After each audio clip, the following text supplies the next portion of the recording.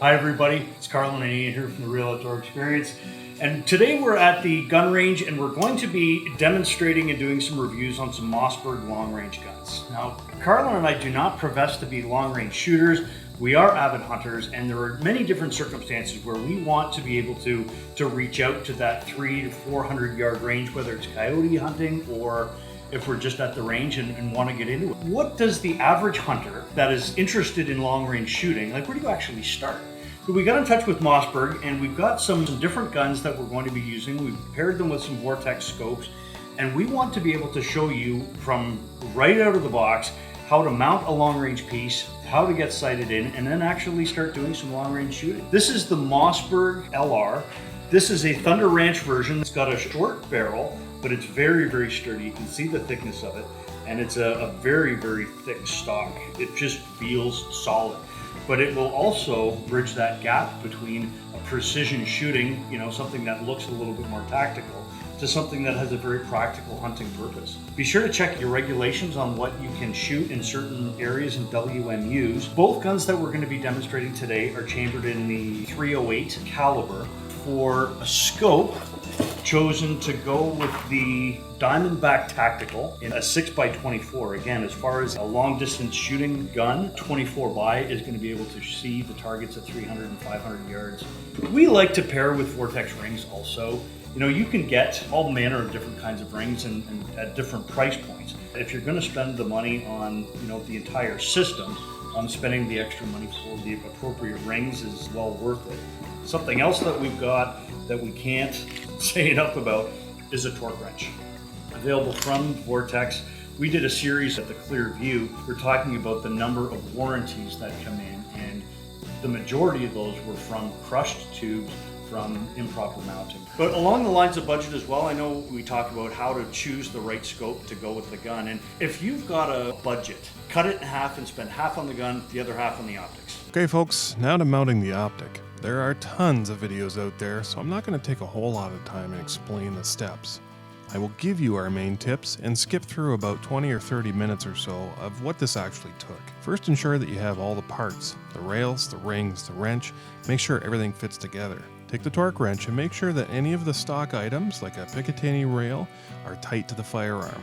Many of the Mossberg lines come with a Picatinny rail mounted on the firearm. We just want to check that. I like to level the firearm so that I'm starting with a clean slate. Place the rings on the rail, check the optic, make sure that the configuration is correct and it will fit your optic. Check for tolerances between your optic and the firearm, and place the optic in an area that's close to the correct eye relief for you. I go through this process a number of times to make sure things are set properly. If using split rings, put the rings together, snug the screws up, and this will help the optic to stay in place. The torque wrench from Vortex is on our must-have list to ensure that we have proper torque for all the mounting screws, the rings, and to ensure that we never crush a tube or alter the optic in any way. Now that you're close, shoulder the firearm and ensure that the eye relief is correct for you. Now that you've confirmed the placement of the optic, use the torque wrench, tighten the screws in a crisscross pattern to the proper torque specs for the ring and the optic.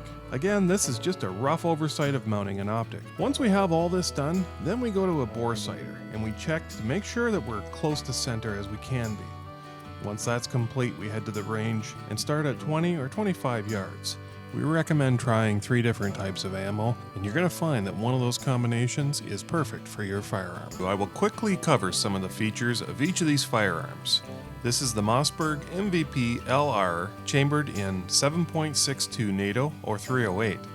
It comes with a coated adjustable cheek riser that does have some cast adjustment. The robust stock is heavily stippled, and it comes in this great OD green color. One of the coolest parts of these guns is that they use AR mags, which is so nice because they're interchangeable with your other AR style firearms chambered in .308. This gun comes with a one-piece Picatinny rail, and as before, please check to make sure that the torque of the screws is proper prior to mounting your optic. As with many other Mossberg firearms, this comes standard with the LBA or lightning bolt action adjustable trigger, which is adjustable from 2 to 7 pounds of pull. The fluted barrel allows for heat dissipation and is threaded to accept a muzzle brake or suppressor if it's legal in your area. There are 2 sling lugs, which allow for the mounting of a bipod and the use of a sling at the same time. The bolt has a spiral cut pattern which minimizes the weight and the surface area, which makes for a smoother operation. Now, based on recommendations from our friends at Vortex Optics, we put a Vortex Diamondback tactical optic 6x24x50 with the EBR2C reticle in MOA. What a piece of glass this was, and it allows for you to view those super long shots downrange with ease. We paired the optic with Vortex rings and used the Vortex torque wrench to ensure proper torque specs when mounting the optic. We added a Vortex bubble level to help with those long distance shots by keeping the rifle level. These bubble levels can be mounted on most scopes without removing the optic from the rifle. We put this combo together at the range, bore-sighted it, and proceeded to get on paper. The Patriot and MVP series from Mossberg have been such a pleasure to use over the years. Topped with Vortex optics, they are a deadly, accurate, and budget-conscious combination that keeps on working. Now to the MVP LC series. This is also chambered in 7.62 NATO or 308. The LC stands for light chassis, it has an adjustable buttstock, and makes use of the AR mags, as does the other firearms in the MVP lineup. Many of the specifications are identical to the LR, so we're not going to cover everything.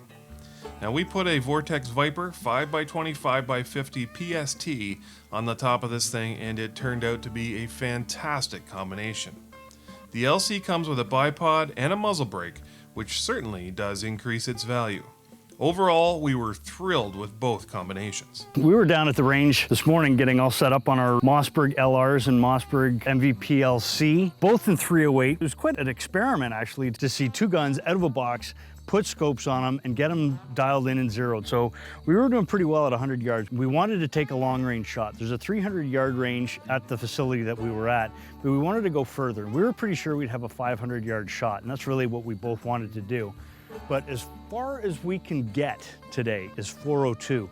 And that is a ridiculously long range. You'd be hard-pressed to see a deer at that range. We are going to shoot at 400 yards, and we'll see what the difference is with MOA versus MRAD in terms of using the hash marks at these distances. So, you know what? I'm gonna put the mic away and take a couple shots.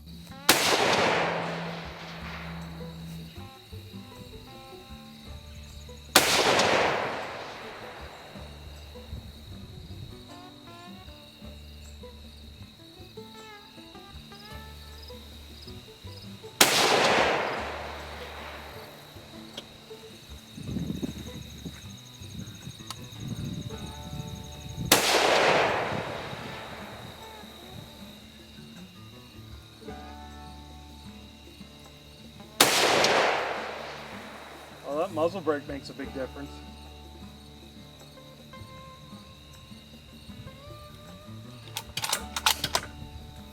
Well, was that ever a blast?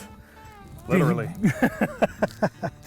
Being able to take these guns out of the boxes and then put scopes on them, get them out to a range, get on paper at 50 yards, then 100 yards, and then I come out to the farm and, well, get on paper at 400 yards. I've never made a 400-yard shot before. That's the Mossberg MVP LC. LC stands for light chassis.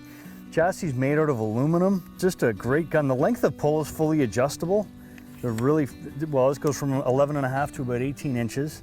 And the tactical grip on it just makes it a very, very comfortable gun to shoot. The muzzle brake makes a big difference. Huge. I noticed that going from the MVP LR in the Thunder Ranch edition, which didn't have a muzzle brake, coming to this, that was a much more punishing gun to shoot. It does have a threaded barrel, so you can put one on. Absolutely. And that's something that I'm going to have to investigate. The part I enjoyed was the out-of-the-box piece. It is a bit of technical know-how to put these things together, but it's really not that tough. You know, with a level and the right torque wrench from Vortex. So I carry a box of tools in my gunsmithing box, but really simple setup. You could Google all this on YouTube all day long. But out of the box, it didn't take us very long to get on paper. I shouldn't be so surprised, but ammo makes a huge difference.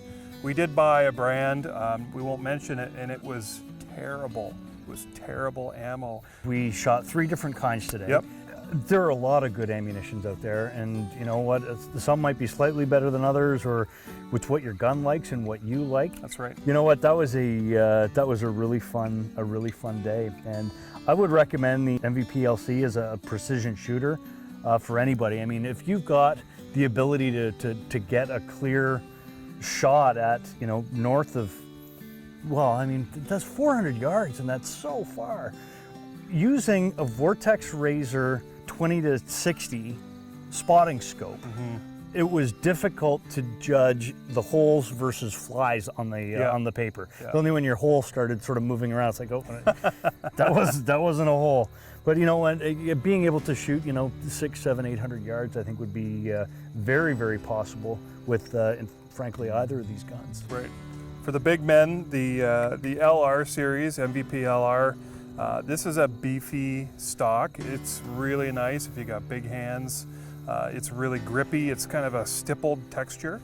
And this one does come with the fluted barrel as well, and I mentioned it's threaded so you can throw on a muzzle brake at the end of the day if you want. And the 308 caliber is a nice caliber and not bad for Connor, who was shooting it today as well. You know what, good shout out to Mossberg for making just a really great piece of equipment, but what a great combination. I'd recommend that to everybody. One of the differences that we chose on purpose is between these two scopes. The Diamondback Tactical, the reticle is in MOA, which is minutes of angle. The Viper PST, which is precision shooting and tactical. There's the HST, which is hunting and shooting and tactical, also in the Viper. This reticle is in milliradians, the MRADs. Both are, I guess, to dumb it down, hash marks. Yes. To adjust for range and windage. The way that it's been explained in many different books and articles online is if you are used to dealing in measurements of inches versus centimeters. So inches would be your MOA, where you've got 3/8 of an inch, 1/4 inch, 7/8 of an inch, whereas milliradians is more millimeters and centimeters. So, come up 11 millimeters. When you look through the scopes on an MRAD reticle, it does look a little bit busier, which I think is going to be fantastic for multiple shot day use. I think it's going to get a little busy when it comes to hunting situations, Yes, but yeah. we'll get used to simply just holding high and right and doing our reflex sort of shooting. But research them both and make the decision that's right for you. I don't think that MRADs have to be that complicated.